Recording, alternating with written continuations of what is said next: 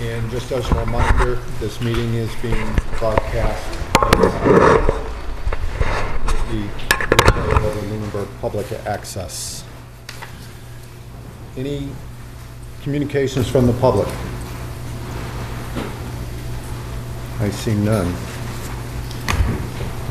I have an information notice from the Lunenburg Planning Board, and they will be meeting on February 22nd at 6:35 p.m. here at Town Hall to hear and discuss a modification to a site plan review under Section 8.4 of the protected bylaw of the Town of Lunenburg. The modification is for the building facade and proposed signage for a pet service facility at 339 Electric Avenue, map 93, parcel 55, Lunenburg, Mass.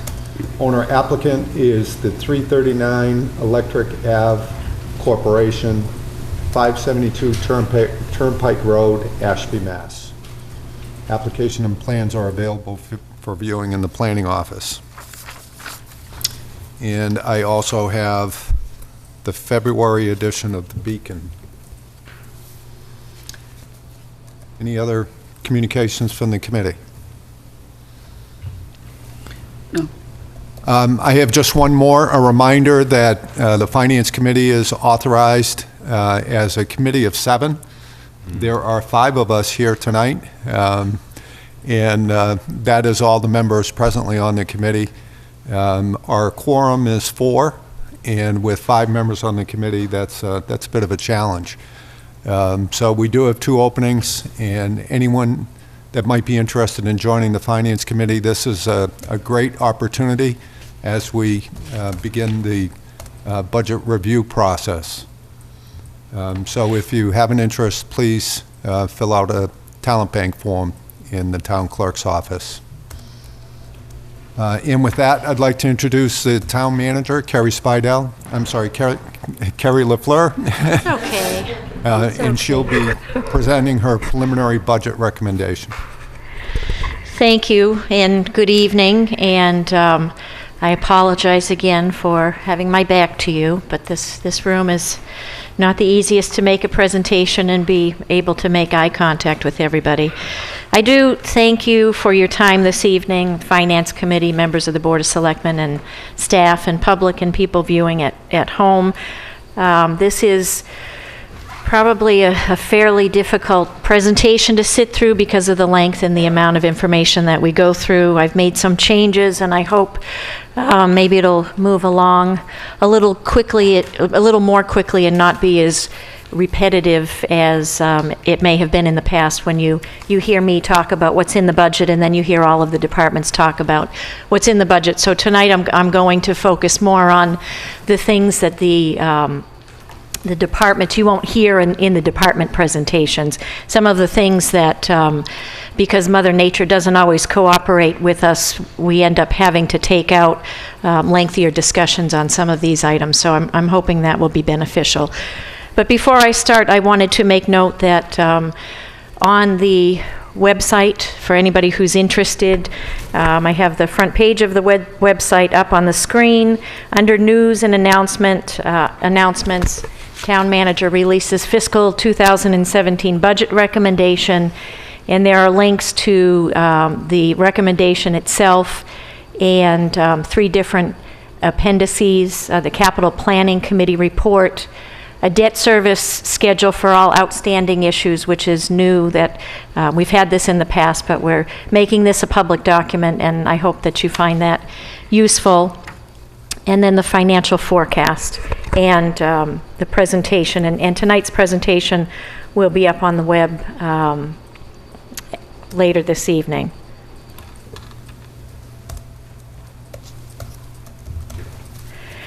So just to begin the presentation, I'd like to remind everybody that when the financial forecast was presented, it's based on a set of assumptions. And as we get closer to town meeting, we have better information on those assumptions. But at this point in time, we're still working with some assumptions.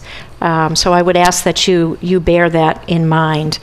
Some of our assessments, in particular our health insurance renewal, we have not received official word on, but I think we know what it is unofficially. But that's a big piece of the budget that we're still waiting to receive. And then state aid, and I will talk about that. I think state aid, there may be some differences of opinion on what the governor has proposed in his budget and what we might see out of the House and the Senate.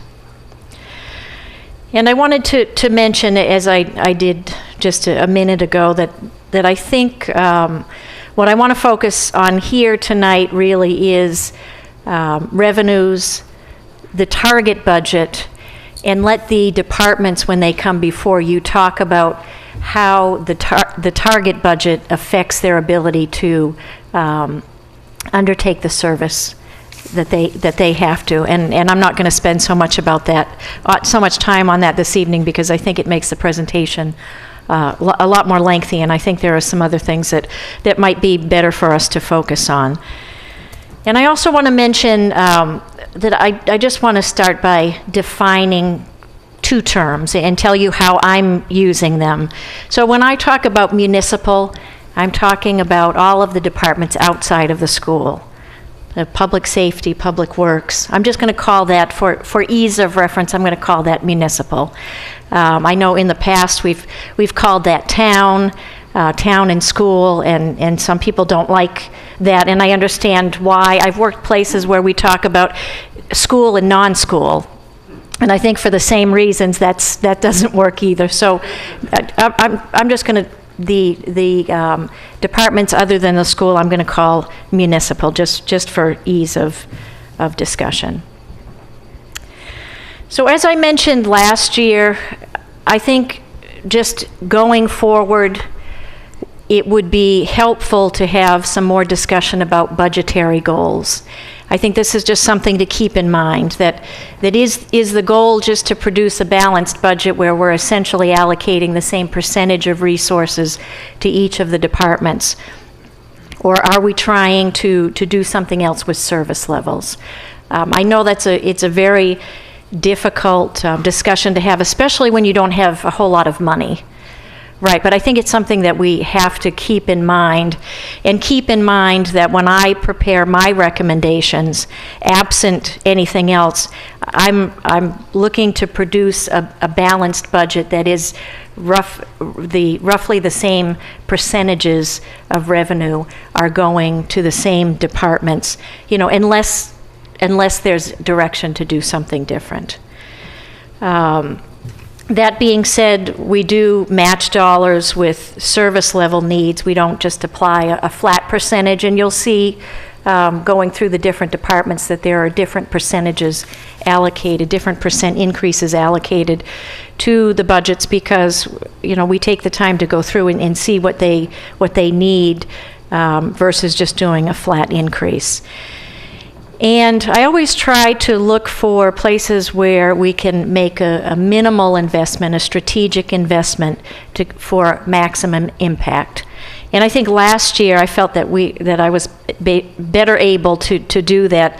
This year there weren't a whole lot of things that came out, but I think there were a couple of things, and I'll talk about a slight increase in hours in the assessor's office, the potential of combining positions in the conservation office, and also an initiative on transportation. So I think it's important because it's very difficult. You'll hear from the departments, you'll hear from me, that many of the departments need additional staff. I think it would be hard to argue that police, fire, DPW need additional staff. If we had the money, they need the staff. The school always has a need for additional staff based on the changes in the school population. But it's very difficult to do that because the cost of personnel is significant.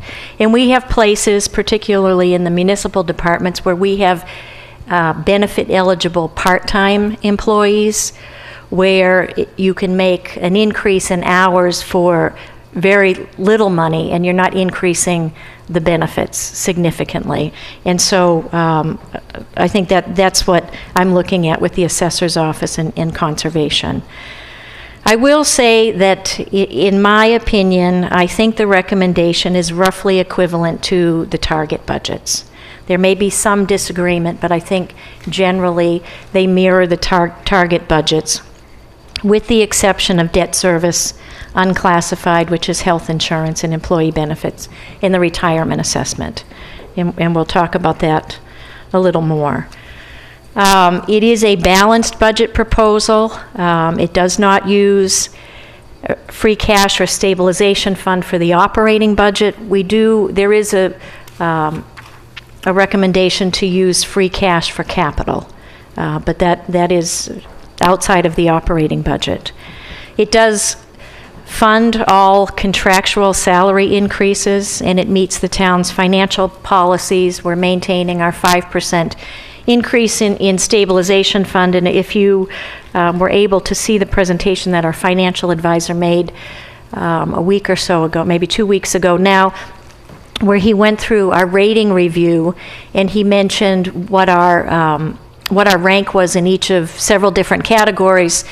And I think that the need to maintain the stabilization fund at 5% or even slightly higher is most important now that we have, if you saw that presentation, you saw that we had a weak rating in debt because we have a lot of outstanding debt at this point in time.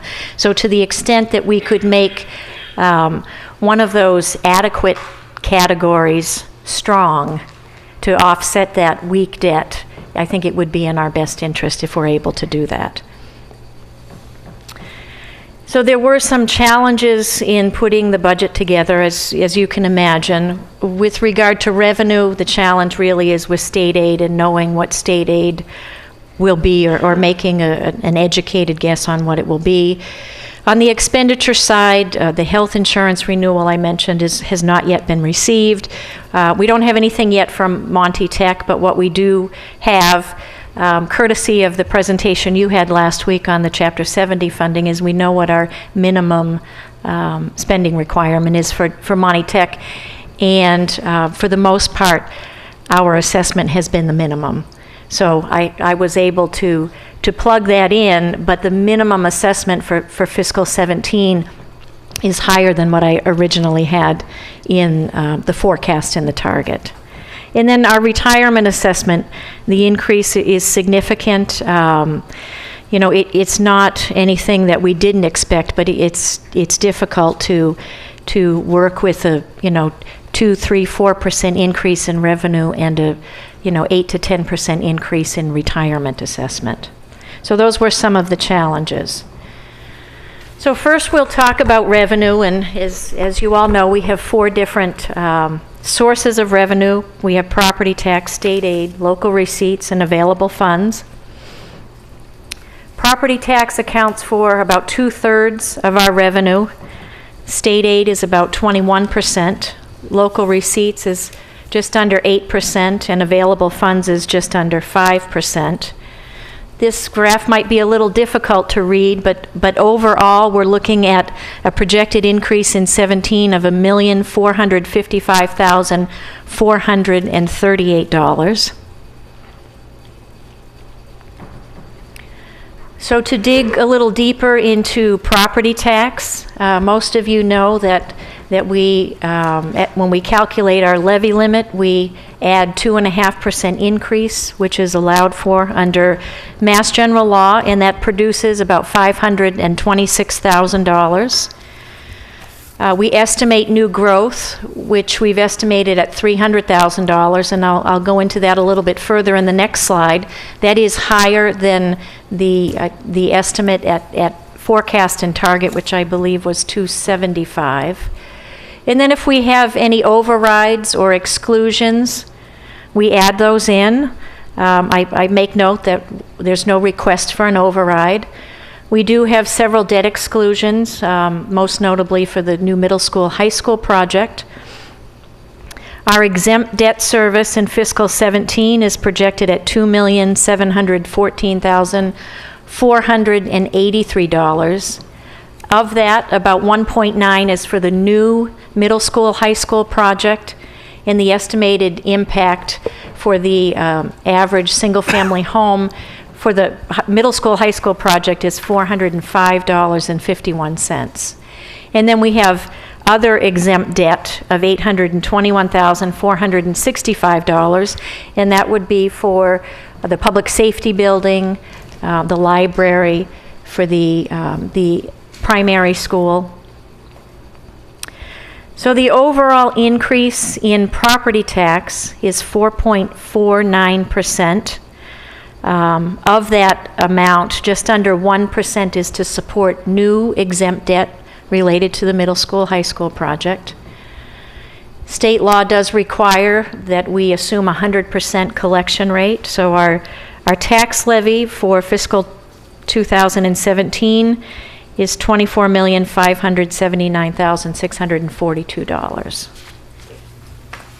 So then on the next slide, and again, this one might be tough to read, but this has some, what I think is really interesting information, because for the first time in the time that I've been here working for the town, I was able to get what I feel is just excellent data out of the assessor's office on new growth estimate.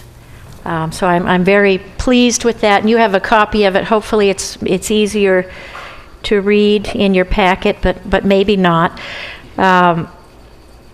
So based on the work that the finance director and I did with our assessor, we have estimated new growth according to this spreadsheet at $322,010.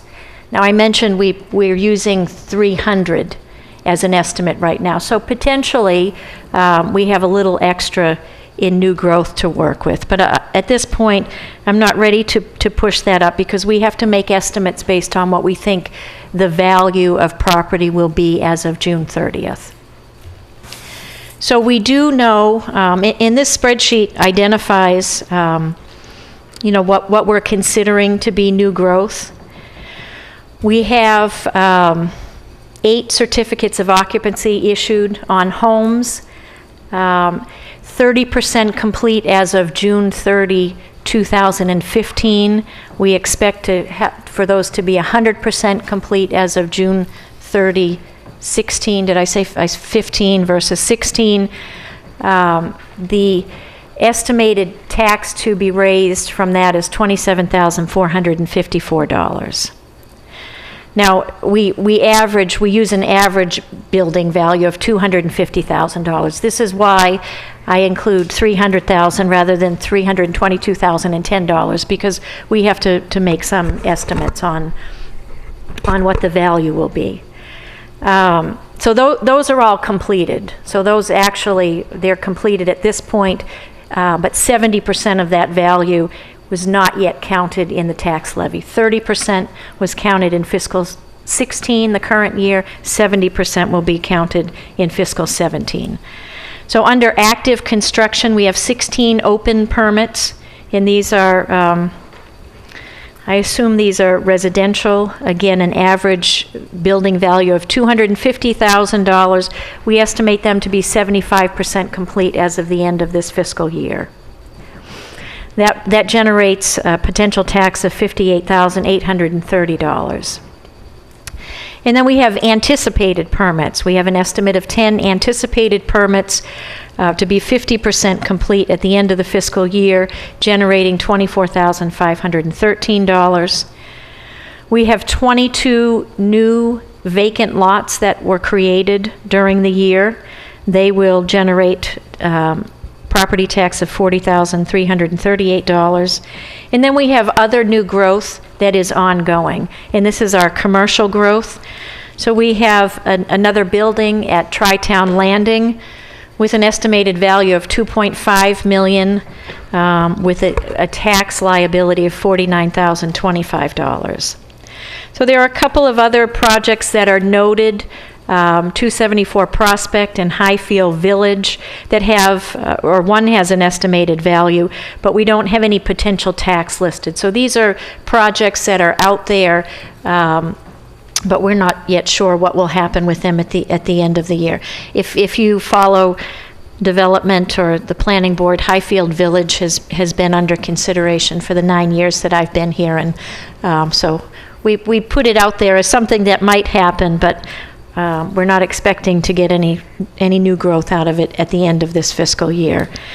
Then we have three different permits at Emerald Place, bringing in a substantial amount of new property tax. A new commercial enterprise at 305 Leominster Shirley Road.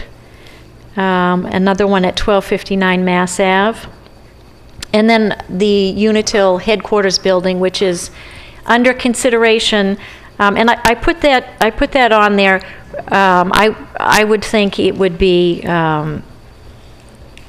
it's very premature to expect that any new growth will come out of that, but just in the future, this is a large commercial development, estimated value $2.5 million. I mentioned above $2.5 million brings in $49,025 in new property tax. So that's something that is probably more likely in the following fiscal year. The total estimated value associated with these different items is about $16.4 million. And again, if everything came in according to this spreadsheet, $322,010. So I really can't say enough how helpful this information is. And again, this is really the first time that we've had this level of detail. And the selectmen met the representative from RRG. We have a new representative working with us on a regular basis, Rebecca Boucher, and she was in front of the selectmen at the tax classification hearing. She is the individual I've been working with on this, and it's really just been tremendously helpful. And it's tough when you estimate a new growth and it's so far off of what it actually comes in at. And we had that happen where it was about $100,000, and you find out at the end of the budget process, and it's really difficult, or even after the budget process, it's really difficult to add that in, and really disappointing that you didn't know you had that as you went through the budget process. So I've said it enough, but I'm very happy with that level of detail. So on to state aid. The governor's budget was released at the end of January. Whether or not you like Governor Baker, I think in terms of what he's done for cities and towns, he's been very supportive. So I'm very pleased with what he's been able to do for cities and towns. His budget proposal provides targeted funding to meet key goals, many of which directly impact cities and towns. I won't read through each of these, but one goal is investing in great communities, and one of the bullet points is increasing unrestricted local aid by 4.3%, or 100% of the consensus revenue growth rate for the state. Under making Massachusetts schools great, the governor really, I think, has done a great job with Chapter 70. He's looking at funding the 70% over effort, over target, however, I'm not exactly sure the right terminology, but for communities like Lunenburg that are paying more than their fair share. Right now, we get a 50% reimbursement. He is bumping that up to 70%. I'm hoping that holds. It would be wonderful for the town of Lunenburg, but I think there's going to be a lot of pressure and a lot of pushback on that, because that means that a lot of communities will only be getting minimum aid. And we don't always, our interests as a smaller community within the state of Massachusetts don't always stand up to the interests of some of the larger communities.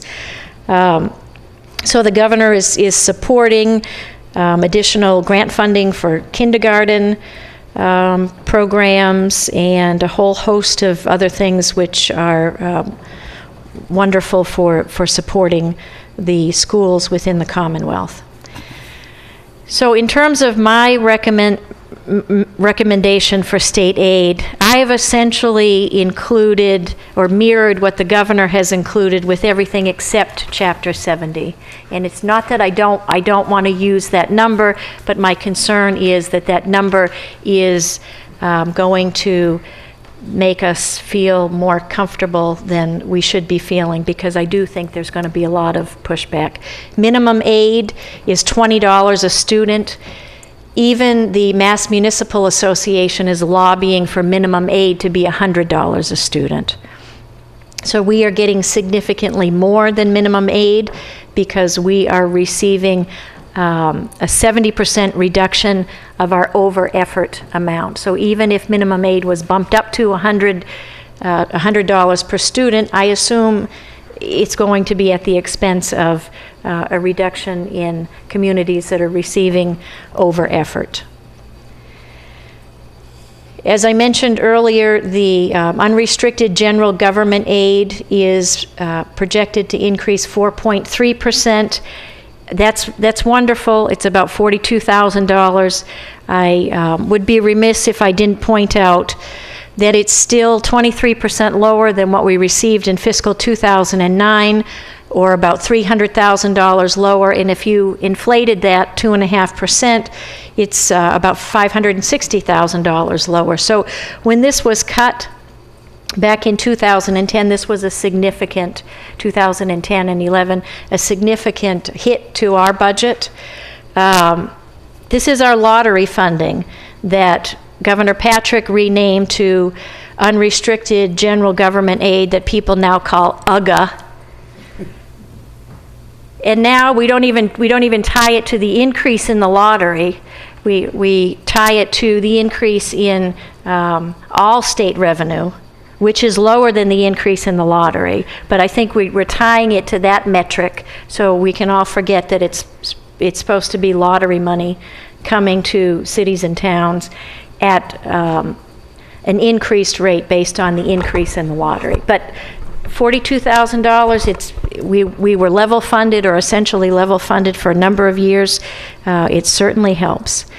So right now the estimate for state aid is about $7.6 million, or about 1.7% increase, and it would be significantly higher if the governor's Chapter 70 number holds. And if we do receive that higher level of Chapter 70, my recommendation is absolutely that it go to the school budget, and it would do quite a bit of work to reduce the gap between what the superintendent and school committee have recommended versus what I have been able to include in the budget.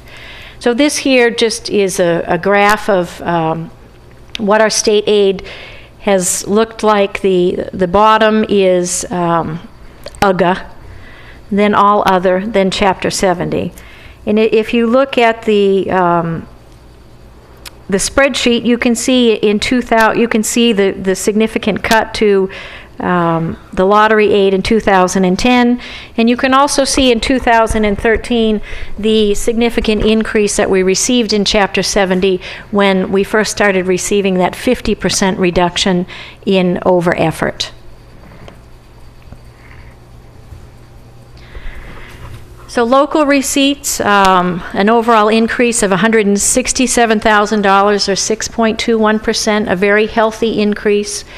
The different fees and taxes that we receive here, motor vehicle excise, which is our largest, all of our licenses, permits, fees, fines, investment income, are all considered local receipts. And motor vehicle, as I mentioned, motor vehicle excise is the largest component. We look to the first commitment of the fiscal year to try to make an estimate on what we expect to see for motor vehicle. And the first commitment comes out in February. So again, this is something that comes out after the forecast is put together and after the target budgets are put together. But we had a very, very big surprise for me. Motor vehicle excise has always done really well, but just significantly better even than what we've seen in the past. The first commitment was up $165,000, or about 14.5%. Now, my recommendation includes an increase of 5%. I make a note that each 0.5% would be $7,350. I do think there's potentially some room to boost that up as we go through the process, but I didn't at this point. A 5% increase is pretty significant.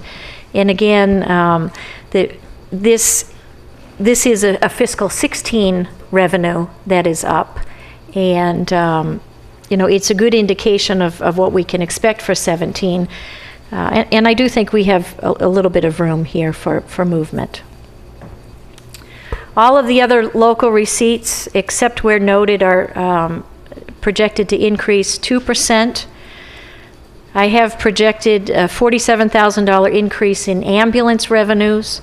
About a year and a half ago, the Board of Selectmen approved a new fee schedule for ambulance, and it's taken some time for us to receive that ambulance revenue, but we're seeing a pretty healthy increase there, so I think we have some room to move that up.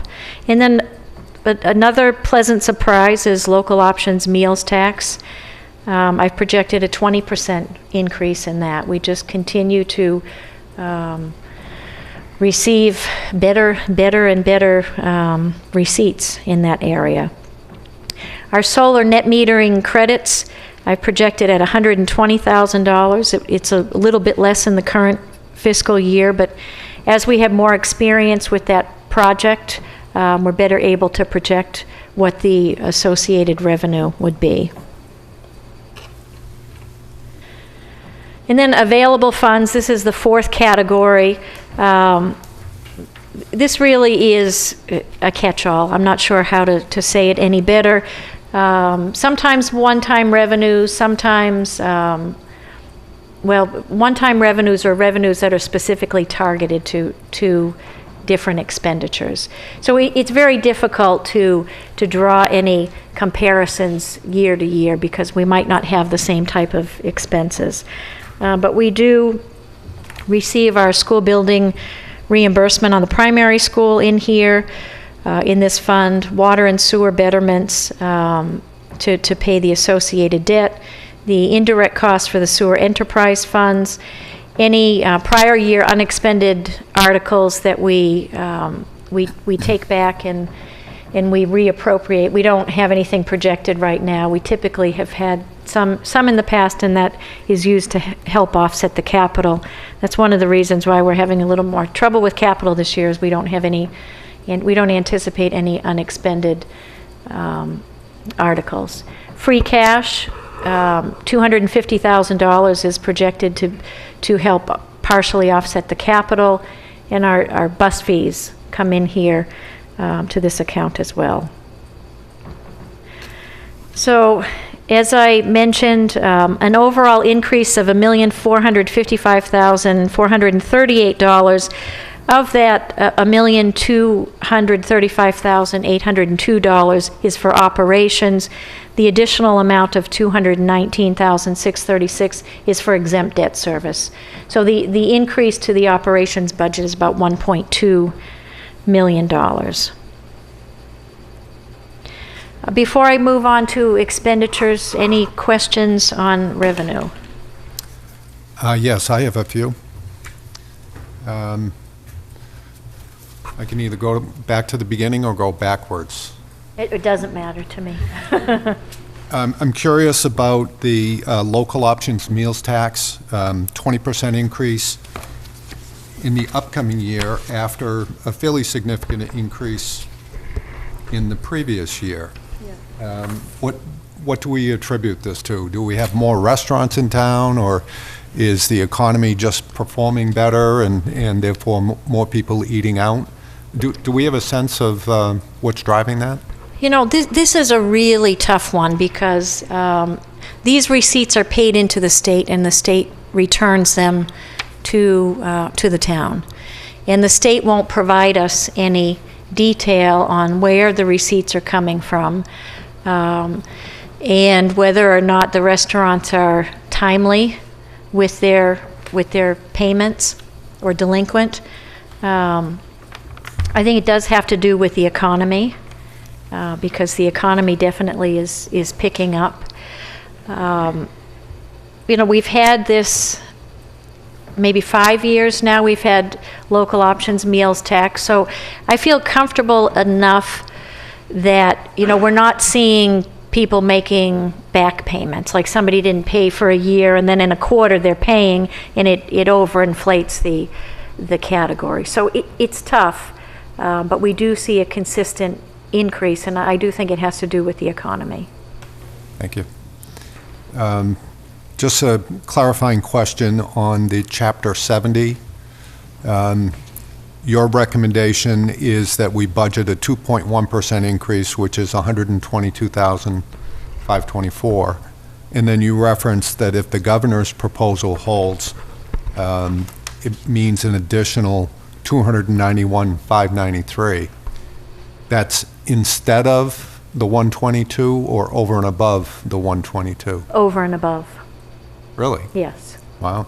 So almost 300,000 if his estimates or proposal holds. Yes, and if you go back to the chart, this one right here, you see in 2013 when we first received 50% reduction in over effort, that year we received almost $700,000. So now we would be going up another 20%. Great, thank you. Going back to the new growth, there was a fairly sizable bump in fiscal 16. Do we have a sense of where that came from, and was that just a one-time thing associated with one of the, or both of the big projects in town? So for fiscal 16, the current year, I want to say that was personal property, right? I'm looking at Karen. The assessors did some targeted work on personal property, and most of that additional new growth was associated with personal property. Okay. And then one question related to the presentation that we had on the bond rating. Would it be wise for us to update our debt service policy to be more in keeping with what the agencies are looking for? Yeah, I think so. Actually a couple of people mentioned, they said we didn't have a debt policy, and we do have a debt policy, but we don't have a debt policy as detailed as what they're looking for. So I do think that would be a good goal for the Finance Committee to redraft the debt policy. And I think Karen Brochu has been working with our financial advisor to come up with a draft to propose to you that would be as broad as what the rating agencies are looking for. Great, thank you. And I have just one last question for this part. Refresh my memory on how we handled Chapter 90. There's no mention of Chapter 90 funding in any of the revenue estimates. And I know we apply that directly to the pavement. Mm-hmm. But does that come outside of the omnibus budget? Is that considered separate monies? Yeah, Chapter 90 is, it's not a cherry sheet revenue. It does come outside of the budget process. I did make mention of it in the budget narrative, that Chapter 90, the governor, in his proposal, it's part of the governor's budget, but not part of chapter of state aid, of the cherry sheet aid. And he is level funding Chapter 90 for fiscal 17. So we would receive that, without going back and looking, I think $420,000. Great. Thank you. Yeah. Anyone else with questions? John? Yes, thank you. Carrie, I notice you have $119,250 in 40S. Oh, yes. I remember we had a couple conversations about a few months ago regarding the uncertainty of that. Mm-hmm. It's gone down from the projection or the target of 150 to 119, 257. Have you got a much better feel for the fact that this will indeed happen? Yes, so I started to, or my brain started to think I need to mention 40S, and I realized I didn't, so thank you for pointing that out. The governor's recommendation has that amount that Mr. Henshaw mentioned as part of cherry sheet aid for the town of Lunenburg. I do think we'll receive it. That number is equal to 50% of what we should have received in the current fiscal year if the state funded the 40S line at 100% of its commitment. So I think that's why he's, well, I don't know that's why he's carrying it, but I do believe it will be funded. It probably is not going to be funded at 100%, which is a disappointment, but I do think it's more certain than it has been in the past. Right. Other questions? Good so far. Okay.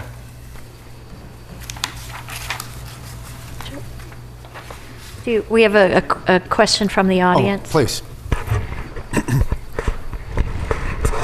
Thank you, Carl Luck, 50 Sunset Lane. Just a clarification on the new growth, which is great to see that detail. It's super. The new parcels, I don't think we have any new land, so I assume that's the net of whatever. It's like things coming out of chapter or reassessments, or is that what that? Yeah, we don't have any new land. We didn't annex anything. That's always fun. I worked in Kansas where you could annex. There was land to annex, so that was fun. No, that's through parcel divisions, subdivisions, lot splits. That's where that's coming from. Maybe land coming out of chapter, but it would have to be split. So, somebody has a large parcel and does a lot split, or, all the way up to a subdivision. And those actually happened, so those aren't anticipated.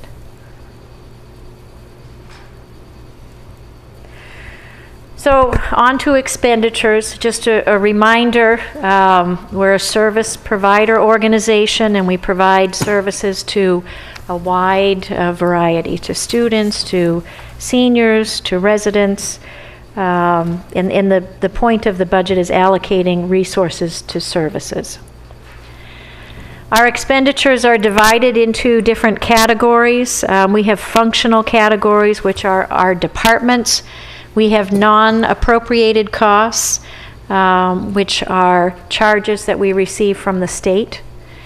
We have three enterprise funds: water, sewer, and solid waste, and then any other warrant articles that have a financial impact. While they're not part of the operating budget, they're part of our financial spending for the fiscal year, so we need to take that into account. So this shows the forecast and the target.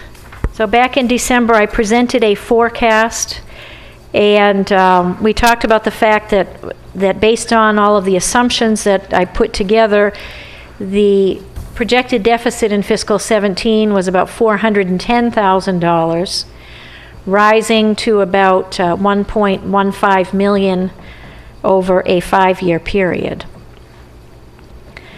We also talked about the fact that we've had a lot of success in the last couple of years, rather than just asking departments to submit budgets, giving them a target to help give them a guide to what we think we can afford to fund in the coming fiscal year. So we did that again this year. Each department was given a target budget based on the forecast. And the target is, I can't stress this enough, it has nothing to do what I think departments need, and it has everything to do with what I think the town can afford based on the assumptions that are made relative to revenue and expenditures.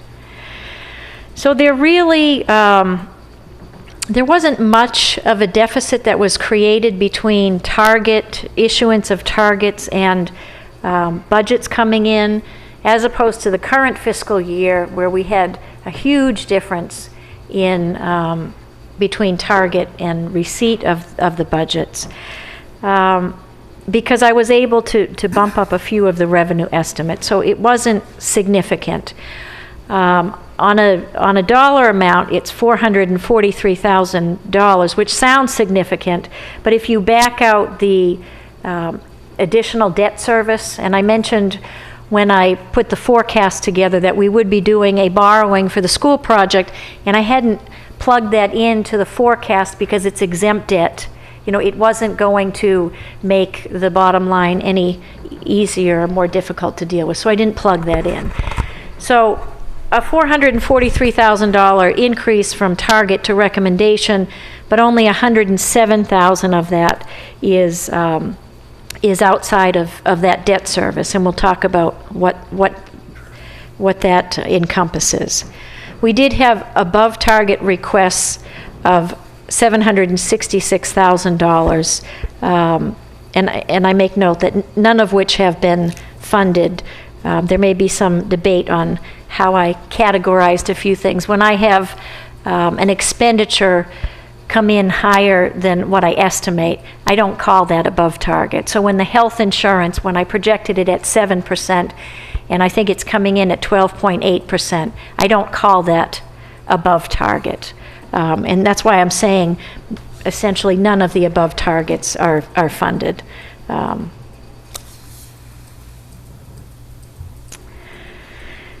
So forecast to target on revenue, where did this additional funding come from? Most of it from property tax, and most of it in the form of additional tax for the exempt debt. Decrease in state aid, an increase in local receipts, motor vehicle excise, ambulance receipts, and meals tax, which we just talked about. And then available funds, an increase in sewer betterment to offset increased debt service for sewer projects, an increase in the sewer indirects as well.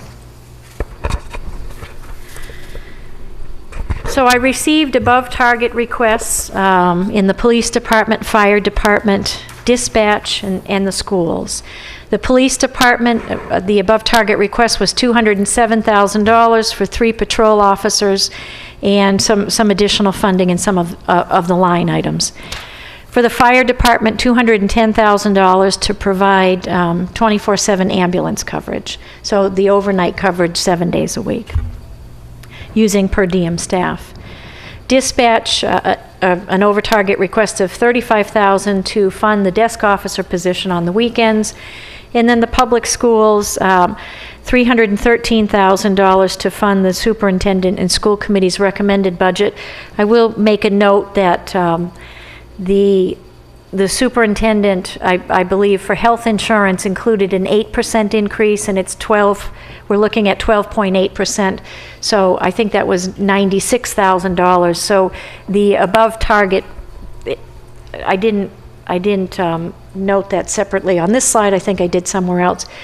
The delta now between the superintendent's budget and my budget is slightly over $400,000 at this point when you factor in the additional costs for health insurance.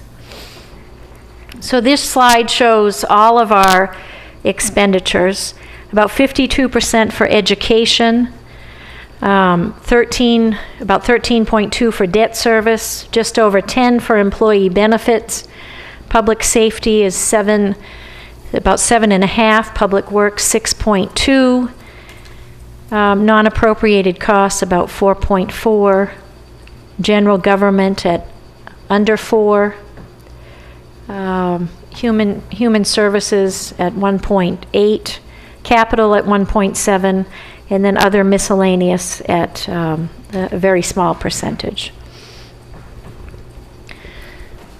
So I broke out all of our expenditures in these 3 categories that most people don't like to be categorized in one of these 3 categories. But I do it just to illustrate the sort of the control that we have, or the discretion that we have over the spending. So non-discretionary, the middle category of less discretionary, and then what is truly discretionary. Our non-discretionary spending is slightly higher in fiscal 17 than the current year at 28.13% of the budget. And our non-discretionary items are debt service, our unclassified expenses, which are generally employee benefits, retirement assessment, and our cherry sheet charges. Less discretionary, education, public safety, and all of DPW. All of DPW made it into less discretionary. I used to have some of it in the discretionary. I used to pull out and separate our pavement management project program and put that into discretionary, because we do have, some discretion, and we've exercised discretion on what we fund there, but really we're at a point where that needs to be done. And then our truly discretionary expenses, I should mention the middle category is about 66% of the budget. And then the truly discretionary category is about 6% of the budget. I put solid waste in here because that's a contract service. That could be done, individuals could do that privately. The town could not offer that. Library, senior center, and the administration and land use offices at about 6% of spending. And I'm not going to say a whole lot more about the departments. I'd mention again that the departments are essentially funded at the target budgets, and I'll leave it to the departments during their presentation to talk about the impact of target level funding, what it means to their departments. In terms of capital, we have a capital planning committee that reviews all of the capital requests. They meet individually with the departments that submit the requests. They review all of them and make a recommendation. The Capital Planning Committee, you heard their recommendation a few meetings back. They have recommended 12 items for inclusion in the fiscal 17 capital plan for a total funding level of $780,975. I had originally included a target of $600,000, again, not because I thought that's all we needed, but that's what I thought we could afford based on available revenue. What I have included in the recommendation is funding of the first 10 items, which is $619,475. So as I mentioned, that if we receive additional Chapter 70 aid, my recommendation is that it goes 100% to the school. If we receive any other kind of aid that we don't anticipate in 17, I would recommend that it go to fund the capital budget. The two items that are outside or below the line at this point, item 11 at Turkey Hill Middle School, the asbestos abatement and ceiling replacement in the amount of $145,000, and a four-wheel ATV for the police department at $16,500. Now, we borrowed both in fiscal 15 and 16 to help fund the capital project, and I would recommend against borrowing in fiscal 17. And we'll talk about that a little bit more when we talk about debt service. But I think at this point, I think we need to look at capital more comprehensively and come up with a long-term funding plan. And we can't really do that if we keep eating up the operating bits of the operating budget with debt service on capital. We're not going to get to be able to develop that comprehensive plan. So in terms of debt service, about $4.85 million in debt service due in fiscal 17. It's an increase of about $220,000. It does include payments on the fiscal 15 and 16 capital in the amount of about $260,000, and it includes the school construction project, which we've talked about previously. So the graph below all of the text here shows what the total debt service is in the fiscal year, all of the funding sources that we use to offset debt from exempt, additional tax for exempt projects, both sewer and water betterments, septic receipts, bond premium, reimbursement from the school building authority, and then we come down to the bottom line, which is the net impact to the general fund. So $683,491 is the impact of our existing debt service to the general fund. So that's essentially a line item in the operating budget. About the same as in fiscal 16, but more than in fiscal 15 and prior years. So this graph shows exempt versus non-exempt debt. The non-exempt is in the blue, exempt is red. All of our existing non-exempt debt with impact to the operating budget will be paid off at the end of fiscal 2029. We will see some significant drops in non-exempt debt in fiscal 18. About the amount due will be reduced by about $145,000. In fiscal 19, another $130,000. In fiscal 20, another $163,000, and in 2024, another $118,000, and then finally everything that we have outstanding will be paid off in 2029 for non-exempt debt. So I think I'm just going to move on to this. In this, I think if you can't read the numbers, just focus on the colors. And it's a representation, two different representations of the same data. One has dollar amounts, one has percentages. The blue is our existing non-exempt debt. And the Finance Committee will remember I've proposed this before. If we say fiscal 16 is our high water mark, that we're always willing to dedicate about $700,000 of our operating budget to fund non-exempt debt. That's a high water mark, and as we pay it off, we have an opportunity to fund additional capital items. So the green represents the capacity that we gain as we pay off the debt. So you don't even have to read the numbers, just the colors. And this green, I think the Capital Planning Committee, the Finance Committee, really can start working on how do we program our existing and future capital needs into this budget of approximately $700,000. So now insurances. I'm projecting a 3.5% increase in general liability and workers' comp, a 5% increase in our police, fire, injured on duty, and then the big one, health insurance. We are expecting to have a renewal at the cap that our insurer has imposed for fiscal 17 of 12.8%.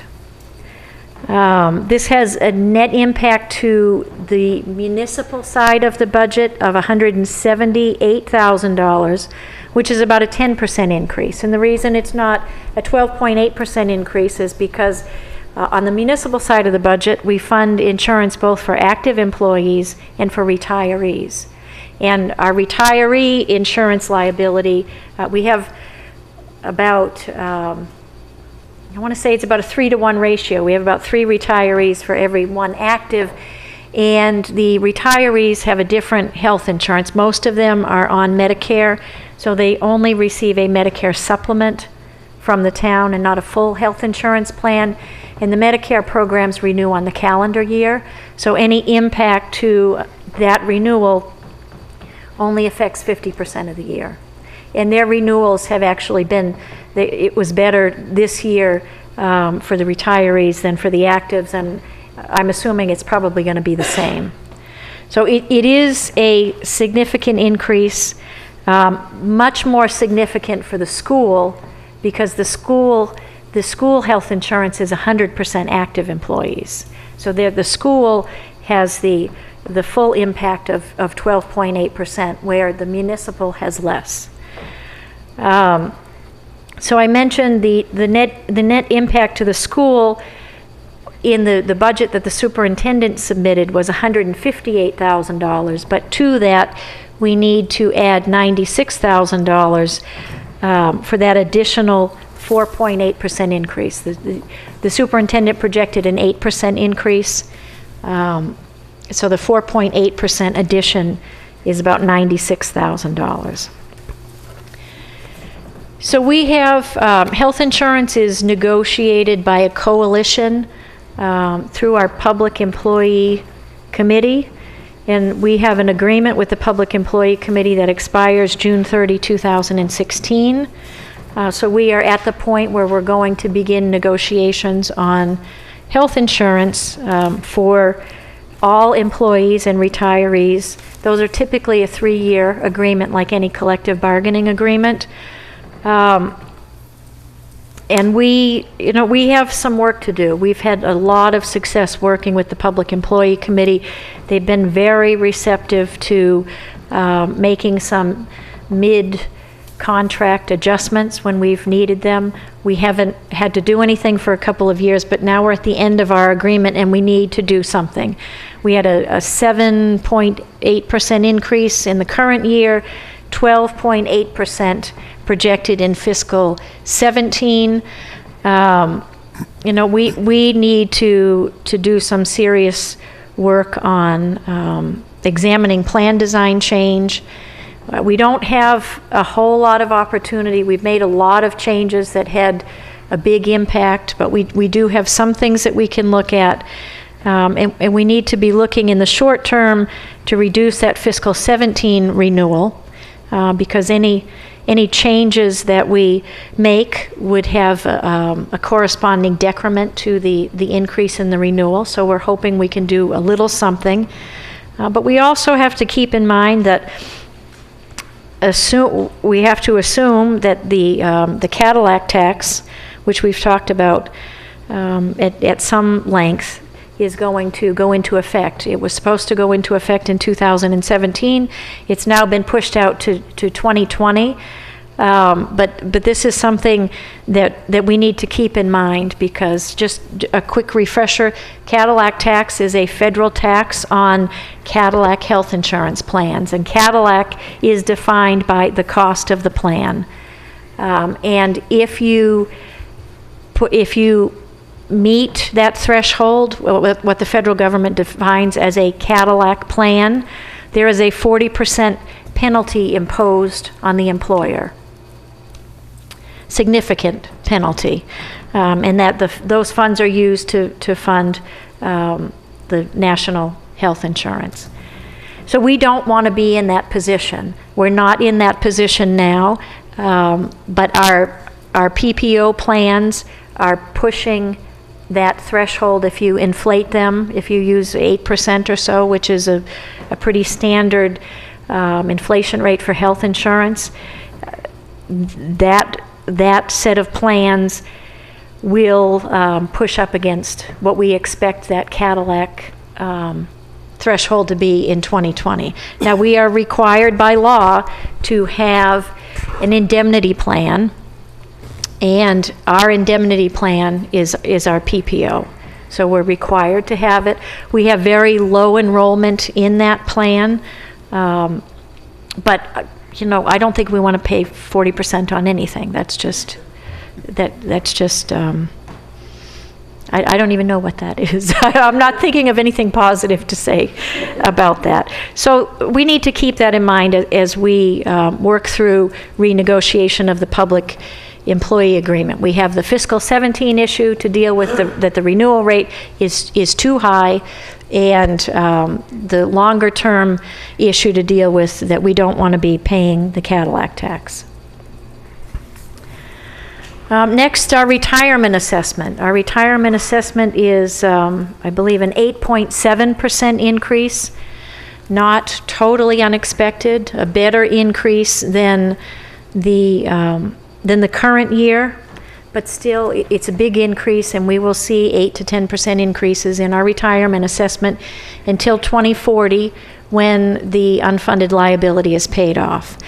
So several years ago, we had Kevin Blanchette, the executive director of the Worcester Regional Retirement System, come out and make a presentation to, I believe, to the Finance Committee, but that was a number of years ago. And I thought I just would present some of this data on our retirement assessment and members of the system, because I think there's potentially a lot of misunderstanding of the benefit that people receive as a result of pension. So this is a comparison between our member unit, the town of Lunenburg, and the Worcester Regional Retirement System as a whole. So we have 118.59 unit members. I'm not sure who the 0.59 is, but we have 118.59. The average age of our active members is 50.3 years, slightly higher than the average age of the system as a whole, which is 48.2 years. Average years of service, 12.1, as opposed to the system as a whole of 10.5. The valuation of salary for the 118 members is $4.4 million. The average salary of those 118 members is $37,413. So I think that's important to keep in mind, because the benefit is based on your salary. It's a percentage of your salary. Our retired members and beneficiaries, we have 78, no fractions. Average age 73.5. The value of their pension, the annual value of their pension is about $1.3 million, and the average annual pension received by Lunenburg retirees is $16,582. And then we have disabled members, disabled retirees. We have two categories: accidental, so these would be for workplace, somebody retiring as a result of a workplace injury. We have 7. The average age is 69.5. The average annual pension is $25,666. And then we have 1 disabled member, ordinary, so this is somebody who is disabled, an off-the-job injury or illness. So not, but younger than retirement age. Since there's 1, I left the age off to remain anonymous. I don't even know who it is, so, but I didn't want to, with a small group like that, didn't seem fair to include it. Annual pension, $5,718. And then we have 43 inactive members who the value of the contributions that they've made is about $329,000. So then to take a look at how our unfunded liability is calculated, and then how our annual assessment is calculated. So we look at the accrued liability of active members, retired members, disabled members, and inactive members. And we come up with an actuarial accrued liability of $26.2 million. And then to determine what the unfunded liability is, you have an actuarial value of the assets. And the assets are the contributions that the members have made. And members have made contributions with an actuarial value of about $11.5 million. So the unfunded liability is about $14.7 million. So then to get into our annual assessment, for us it's 2 parts. If we had adopted any early retirement assessments, we'd have more parts, but we didn't, so we just have 2. We have the employer normal costs, and then we have the payment on the unfunded liability. So the normal costs are the benefit that is paid out for our retired members, minus their contribution, plus administrative costs. And so the normal employer cost for fiscal 17 is about $166,000.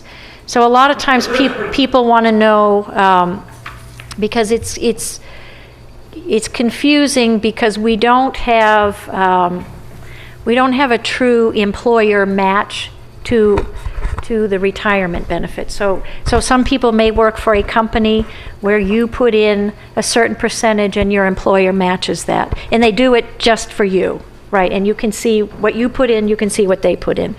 So for a municipality, the employer only matches the shortfall, right? And so people in the system all pay a different percentage of their salary based on their hire date. And as this became a bigger issue, and now we do an actuarial valuation every 2 years, people are paying a higher percentage. People who came into the system later are paying a higher percentage of their salary into the system. So the unfunded liability comes more from people who are paying a lower percentage, and then the public safety, group 4. I don't know why, just group 4. So group 4 is receives, which is public safety. They receive a benefit at fewer years of service. So the employer pays a bigger cost there. So it's not a true match, but if you were interested to know what is the amount that the town is going to pay out in fiscal 17 for pension costs, it's almost $166,000. And then we're making a huge payment on the unfunded liability, which in total is $14.7 million, but on an annual basis, in 17, we're paying about $900,000. So that is a percentage of the value of the benefit that people are accruing, active members are accruing. So that's the lion's share. For a total assessment of $1,072,029, or if we make an early payment, which is if we pay in full on July 1st, which we have been doing, we save about 2%. The assessment is reduced to $1,051,795. And then if you were interested in seeing how that's split out within the town, so we have it split out between town, which would be municipal, what we're calling municipal this evening, school, and the Sewer Enterprise Fund. So the municipal members, the total assessment, the total of that $1,051,000 assessment, the total going for municipal is $764,000, for school about $301,000, Sewer Enterprise $7,154. So again, the total assessment increase is $87,761, or 8.7%. We are very close to the end. Municipal departments generally funded at target, which I've mentioned, and to me, this generally means status quo, but losing ground each year due to increasing service demands. No increases in police or fire personnel.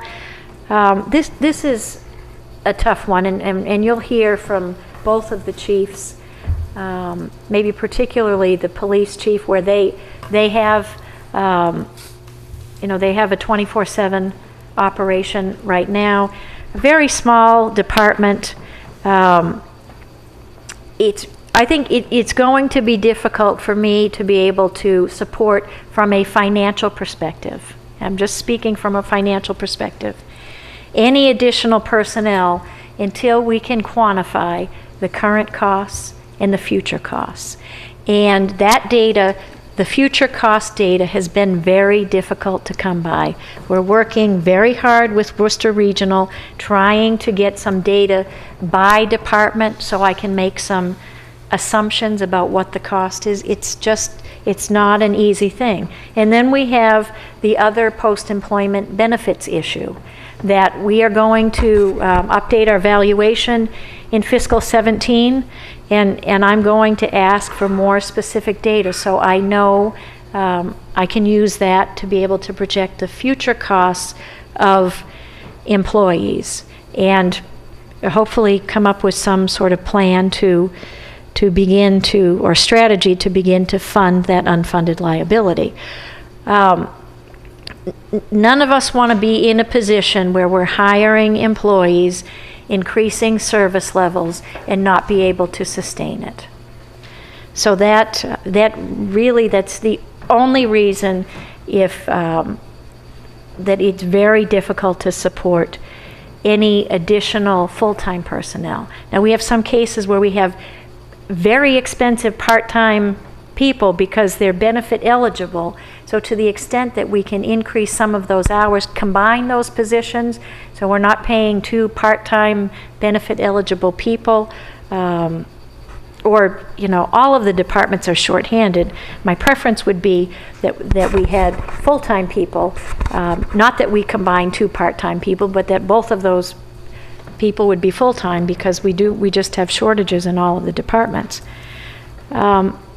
So then for the school, the target budget is a delta of $312,000 plus $96,000, which is the additional health insurance.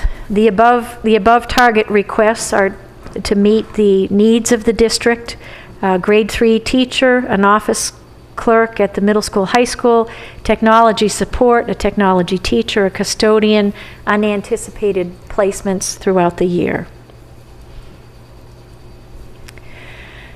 A couple of what I think are some highlights or some strategic investments for fiscal 17 that I'm hoping that we can do. There's one for transportation.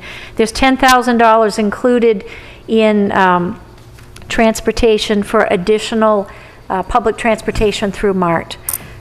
We are working with MART we've implemented some additional transportation in town. I think it's a great service, but we have very low ridership. So we're looking at ways to increase ridership and provide a better benefit to people. One of the things that we're looking at is essentially to reduce the number of trips, but to lengthen the route. So we're looking at, instead of just coming into the center of town, going all the way down Route 2A to the Shirley line, essentially, and providing stops at both of the mobile home parks, which we think will be very beneficial. I'm sure there are people who live there who would very much appreciate the opportunity to have public transportation. And so that's what we're looking at. We, believe it or not, and we think potentially for an additional $10,000, and actually, of course, I finished the presentation, get an email today that Mark might be able to do it for nothing by making some changes. But this would be just very, very beneficial to people who are really in most need of transportation.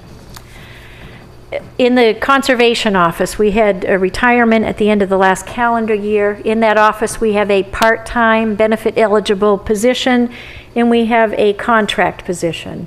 And what I'm hoping to be able to do, even before the end of this fiscal year, is to combine those 2 positions. So we essentially have one full-time person in that office.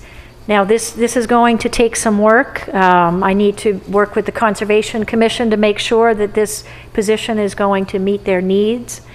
And I also need to work, one of the part-time position is a union position, so there are issues that need to be worked through with the union. But this is something that I'm hoping to do. So for essentially the same money, maybe slightly less, we can have one pretty close to full-time person in the conservation office, and I think that's a good investment.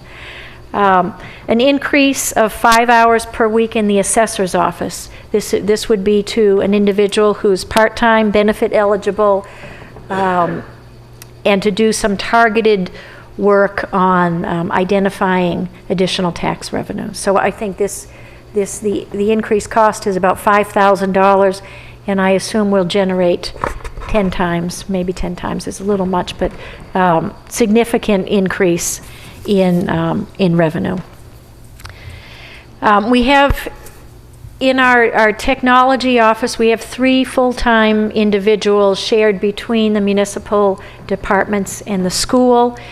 The school has a request for an additional technology position that I very much hope will be funded, because that operation, our technology department needs additional staff. But they're in the school's budget, this full-time IT tech person would have been dropped from full-time to something slightly less than full-time. I think the difference was 4 hours. And so I'm picking up those 4 hours so that position remains full-time, because we need full-time. It's very, very difficult for us to keep highly skilled technology assistants within the town. We don't pay anything near what the private sector pays. And so my concern, the concern of the IT director, and I share that concern, is that if we drop that position by those 4 hours, then we're in danger of losing the position, and we absolutely need that person full-time and some. So I don't want that to happen. And then some things that are on the horizon that we're working on. They're too soon to put in the fiscal 17 budget, but the pavement management plan, the Board of Selectmen has been working very diligently on a pavement management plan, funding for a pavement management plan, a different funding plan or funding scenario for the plan, and that should come out next month, at the beginning of next month. So that's something to look forward to. The Parks Commission has been working very diligently on coming up with a funding proposal to replace the existing turf field, and they have something to present that would pay for the costs of that existing turf field and ongoing maintenance without impacting the operating budget. So that will be coming out. We have some energy efficiency projects that are in the queue for the school, for the library, and potentially for the public safety building and DPW. So those hopefully will be coming online. I'm very excited about the possible solution for municipal office space. That's something that's in the works. The Building Reuse Committee presented a recommendation that the Passios building be retained for municipal offices, school administration, and I can see some wonderful opportunities for consolidation and synergies as a result of that. Not necessarily a cost savings, but maybe being able to work more effectively and collaboratively, so that would be wonderful. And then a long-term financing plan for capital projects, that blue and green picture. So I'm looking forward to that. So the budget funds all of our contractual obligations. It's balanced. We're not using free cash or stabilization for operations, essentially maintaining level services. Service levels aren't necessarily what the department heads would recommend. Particularly, we still have a pretty big gap with the school department. Public safety needs aren't being met. Road maintenance not met yet. But I think it's a pretty good plan. Hopefully, the governor's budget or proposal will hold, and we'll receive that additional Chapter 70, and that would go a long way to reducing the delta between the superintendent's budget and the town manager's budget. The Finance Committee will begin a detailed review of the budgets next Thursday. We can look forward to the House Ways and Means budget, or maybe even the final House budget at the end of April, before annual town meeting. We won't see the Senate budget until the end of May, which is after annual town meeting, which is on May 5th. And then here is a schedule of the meetings that the Finance Committee will hold over the next several weeks to review the budget. And that's the end of my presentation.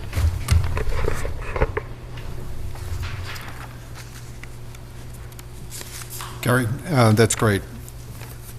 Thank you. I have a question on the retirement assessment. You said the annual increase is 8.7%, and we can expect a continuation of an annual increase. Is that due to the unfunded amount going up each year until we get to 2040 or whatever the date is when that's caught up? Does it go up each year, or is it the same amount each year? It does go up each year.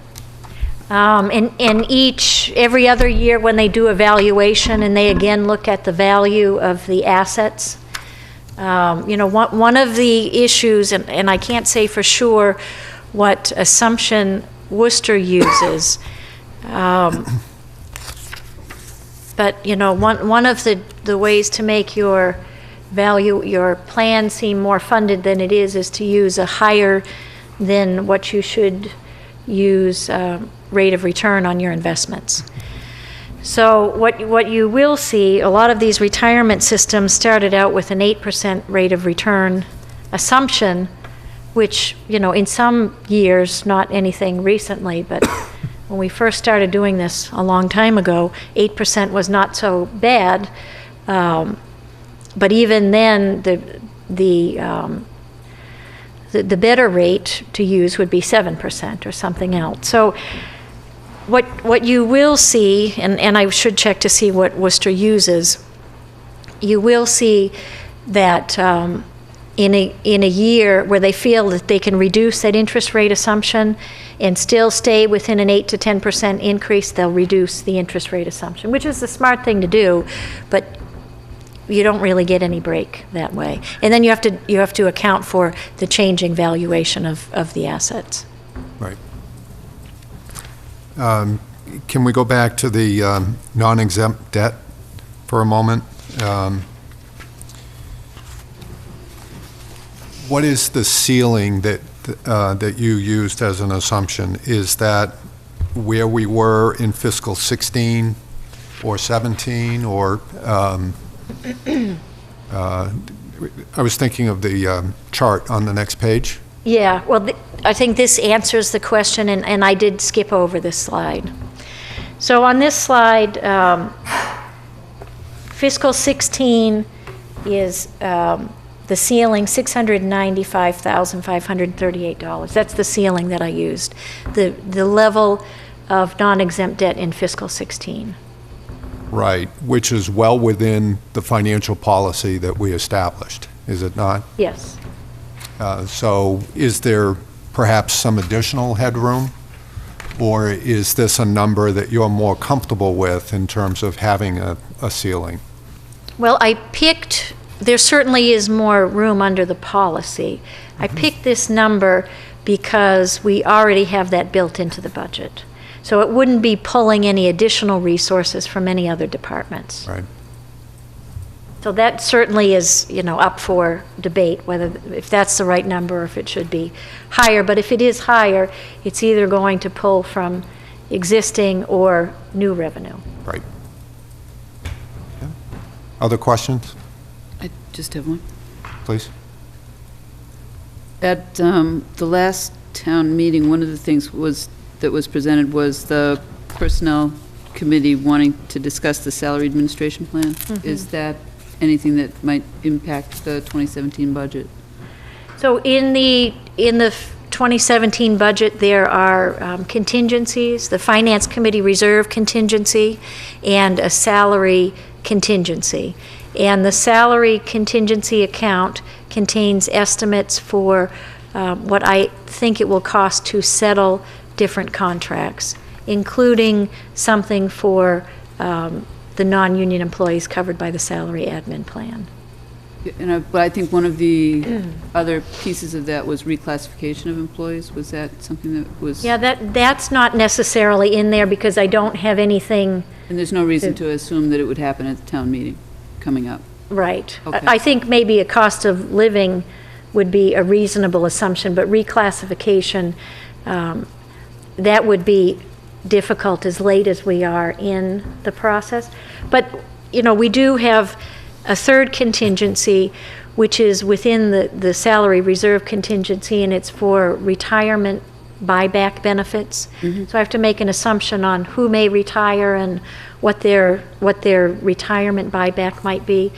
And if that doesn't happen, then there's additional funding there. And the opportunity to make budget adjustments during the year if there were to be reclassifications. Okay. Other questions from the committee? Questions, comments from the public?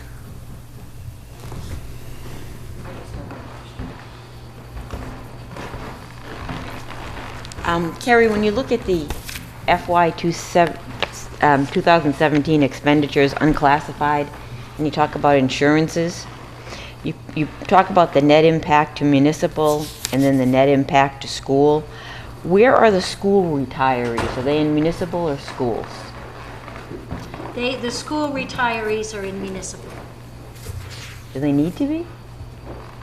Wouldn't it be better to put them in the school? Well, Schedule 19, yeah, okay. So it is, school retiree benefits are charged to the municipal budget or accounted for in the municipal budget. But then, and that's the same all across the board, all across the state. That's how that's accounted for. What we do, we do an annual report for school expenses called Schedule 19. And on Schedule 19, we identify costs that are carried within or outside of the school budget that are school-related costs. So we do, on Schedule 19, one of the things we account for is health insurance costs for retired school employees. Now, we could reflect that in the budget as well. What I would prefer to do would be to footnote it in the budget, so it's apparent that those costs are there. But it's, we manage health insurance pretty much on the municipal side, even for the school. We do pretty much most of the enrollment activity.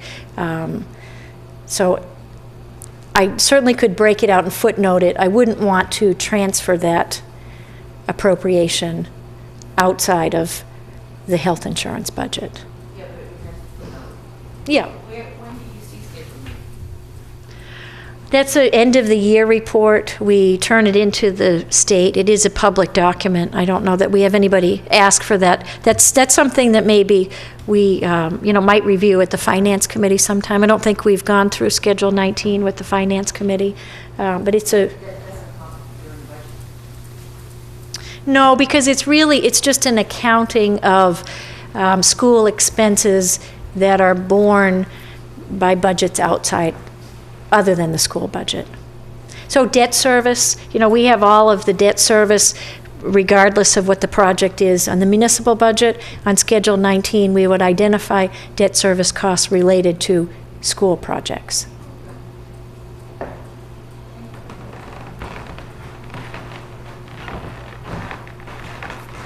Carl Luck, 50 Sunset Lane. The insurance is a big wild card, and I know you're working hard to control it, and the stuff we can't control, but this Cadillac stuff is a little scary, and it's pretty close. It's 3 years away, 2020, I think you said. And you mentioned contracts, so I'm wondering how well that aligns up with contracts, because that's something we could get in a lot of trouble, and our hands are tied. So how does it line up with the key contracts in time? Do we have time to address all of the contracts before then, or how are we doing on that? So we have one contract for health insurance for all employees. So it's a coalition of all of the unions and retirees, and they come together and we negotiate one contract that covers all of them. So, without getting into what our strategy might be, I mentioned that they're typically a 3-year contract, but they don't have to be a 3-year contract. I apologize. I, once again, was not very clear. I was talking about contracts with employees within the town, because I assume benefits are within there, and it may affect contracts that we have with schools or unions or whatever, what kind of benefits we offer. Or is that wrong? It has nothing to do with that. So do you mean how the increasing cost of benefits, health insurance in particular, impacts salaries? Is that what you? This is really awkward with this back and forth. I know it, and I'm really not a good question asker. No, I mean, I'm just concerned if we, I'm not sure of the details of contracts that we negotiate with the unions, whether they be schools or, or with anyone. Are there things in the contracts that might tie our hands in 2020 that force us into a Cadillac? Is there anything that we negotiate in union contracts that would not give us the ability to change our benefits so that we don't qualify for Cadillac tax? So, the health insurance benefit is only negotiated in the Public Employee Committee Agreement. So the only reference you might find in a collective bargaining agreement for health insurance is to the Public Employee Committee Agreement, or if the Public Employee Committee were to be dissolved, the individual union has the right to negotiate health insurance. So right now, all health insurance is in one agreement, and we certainly will take particular attention to the fact that we have this coming into place, and we don't want to tie our hands. We don't want to be in a position where we negotiate away an opportunity. I just, because it's something that we negotiate, it's tough to talk about specifically what we would do, but certainly we're not looking to enter into a very long-term contract or enter into one without being mindful of what is potentially coming down the road in 2020. Just one other question on the retirement assessment discussion. I was surprised. I thought the schools and the teachers were funded their own retirement, so I was surprised to see schools show up in retirement assessment. So, because it's a lot of money. So the assessment for schools is not for teachers, because the teachers are mass teachers' retirement. But there are employees of Lunenburg Public Schools that aren't teachers. So they're, the custodians, the aides, paraprofessionals. They are not part of the mass teachers' retirement, so they receive a benefit from Worcester Regional Retirement. Anyone else? Okay. Just a comment, Kerry. I recognize the challenge that we have in getting to a balanced budget. I know that's by statute, but I appreciate the effort that goes into that. I'm pleased that we have a proposal that's based solely on recurring revenues. No draw on free cash, no draw from stabilization. I think that's important. And also no borrowing. We have opted to borrow for non-excluded debt in the last couple of years. I like the notion of taking a breather, catching up a little bit, and then developing a long-range plan that balances borrowing with other operational expenses of the town. So I applaud that effort and that forward thinking. I'm also pleased with the forward thinking with respect to the long-term costs of any adds in headcount. That's something we need to be very careful about. If we're going to make a commitment to an additional FTE, we need to understand the full and long-term cost of that. So thank you very much. Appreciate it. Do you have any other reports for us this evening? No, I don't believe that I do. Okay, thank you. The next item on our agenda is the Chapter 70 funding resolution. Last week, we had a special meeting of the Finance Committee, which was a Chapter 70 workshop, and it was a joint meeting with the Board of Selectmen and the School Committee. And I'm not going to read the resolution here. Mr. Ebersol did a great job in reading the resolution last week. But the committee made a motion that we postpone our vote on the resolution so that members of this committee had an opportunity to research and read the full text of the resolution. I'll read the short version, and that is, as we prepare local FY17 budgets, the Suburban Coalition urges each town's Board of Selectmen, School Committee, and Finance Committee or Advisory Committee to adopt the attached resolution that simply asks the legislature and the governor to fund the recommendations of the Foundation Budget Review Commission. So do I have a motion to recommend that the legislature approve this resolution? Mr. Chairman, I'd like to make that motion. Thank you. In a second? I'll second. Thanks. Discussion. No, I'm fine. Did everyone get a chance to research the resolution to their satisfaction? Yep. Series of recommendations. The recommendations are focused on special ed, English language learners, and the impact of benefits in the formula. And the recommendation is that those particular elements of the formula be changed, among other recommendations, but that's how I net it out.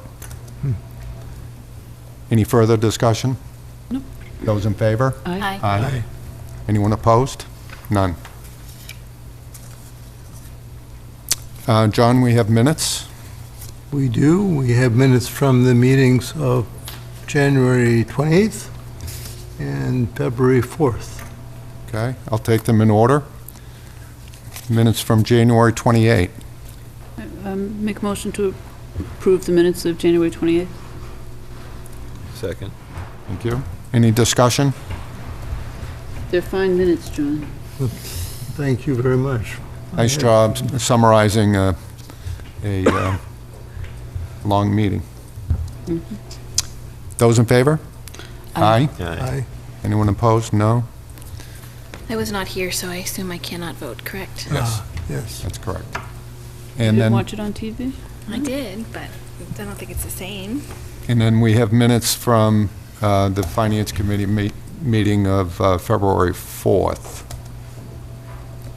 which was that joint committee that we just referenced on the Chapter 70 workshop. I'll make a motion to approve the minutes of February 4th. I'll second. Any discussion? Those in favor? Aye. Aye. Anyone opposed? None. John, do you have a clean Oh, yes, copy I of? do. I do indeed.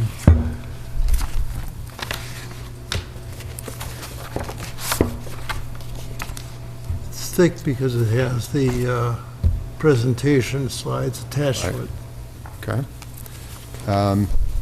Budget goals and opportunities, I'm going to assume we're skipping over that as we're entering the budget season. Maybe I can even take that off the agenda for the next few meetings. Any committee or department reports?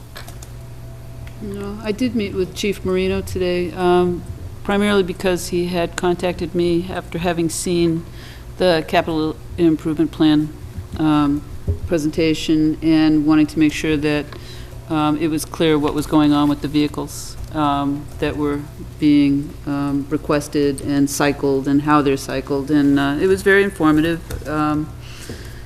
And other than that, I'm just looking forward to the public safety presentations next week.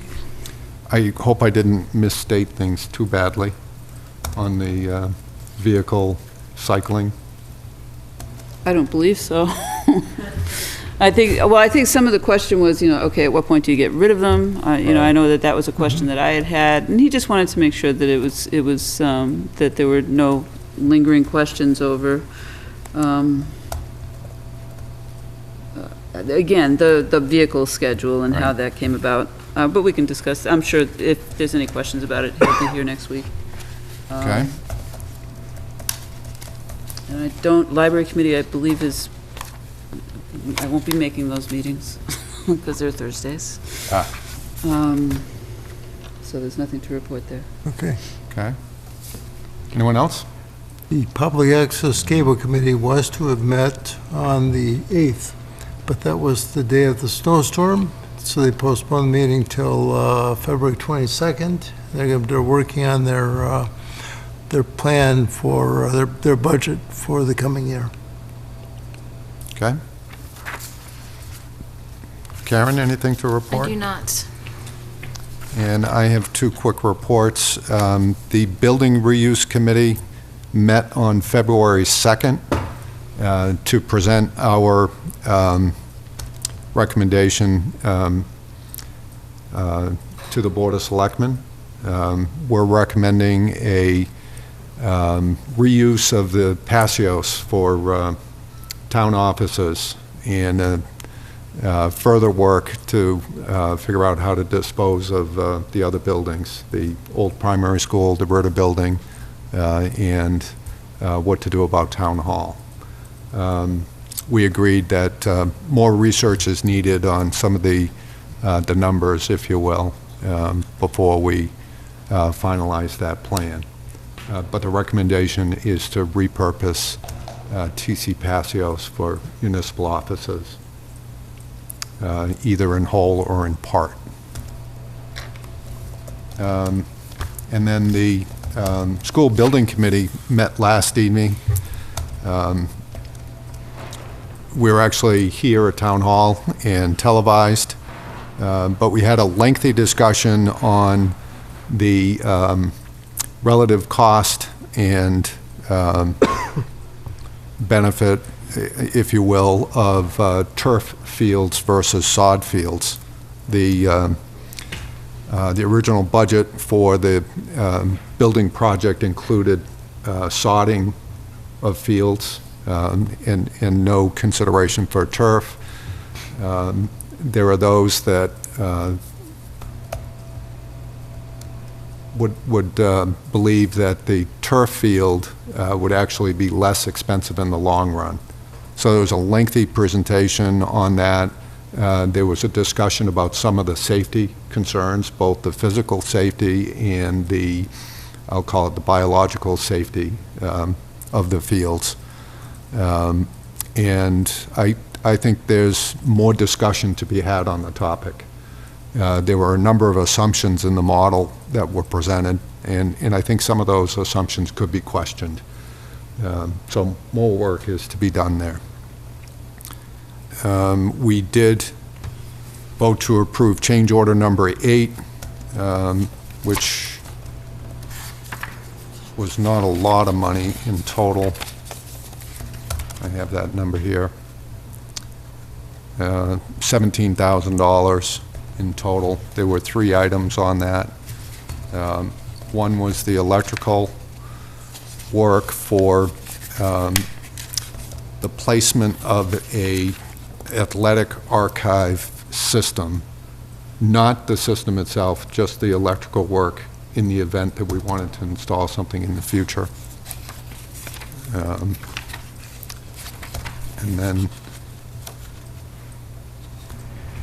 there was a revised door configuration for the buzz-in capability, if you will. There's a 2-door system, and only one set of doors had the proper locks, so we had to make a change there. And then integrated walk-in fridge and freezers were actually due to a change in specification that we were given. So total of those three items was $17,000. We're still just over $200,000 into the contingency for the project as a whole. And we're now reporting 79% complete. So Nice. Oh, wow. onward and upward there. And that's my report.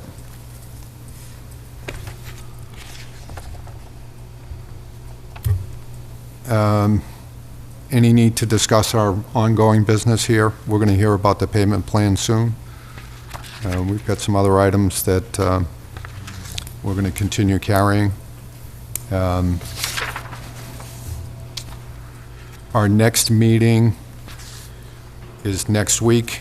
We'll continue our budget reviews. We have police and fire next week, and I'm not sure offhand who's the week after. Public Works and land use. DPW and land use, yes, thank you.